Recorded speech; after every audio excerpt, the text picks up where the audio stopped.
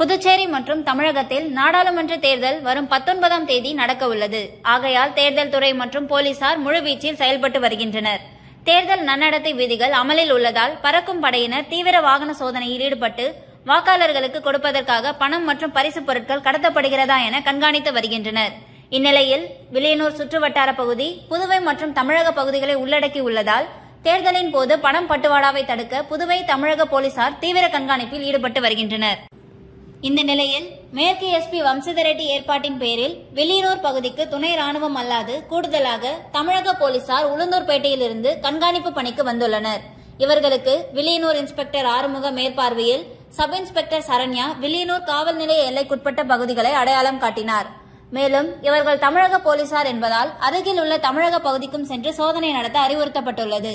இந்த நிலையில் தமிழக போலீசார் கூடுதல் கண்காணிப்பாளர் கோவிந்தராஜ் தலைமையில் இன்ஸ்பெக்டர் பெரியசாமி உட்பட 80 தமிழக போலீசார் மற்றும் புதுவை போலீசார் இணைந்து நேற்று வில்லியனூர், ஒதியம்பட்டு, மணவெளி, சுல்தான்பேட், ஜிஎன் பாளையம், தட்டாஞ்சாவடி, கோட்டைமேடு உள்ளிட்ட பகுதிகளில் அணிவகுப்பு ஒத்திகை நடத்தினர். தற்போது வில்லியனூர் பகுதியில் தேர்தலை முன்னிட்டு கண்காணிப்பு பணியில் ஈடுபட துணை ராணுவம், தமிழக போலீசார் உட்பட 200 போலீசார்கள் தங்க வைக்கப்பட்டுள்ளனர். இவர்கள் அனைவரும் வாக்காளர்களுக்கு பணம் கொடுப்பதை தடுக்க தீவிர கண்காணிப்பில் ஈடுபட உள்ளனர் என்பது குறிப்பிடத்தக்கது.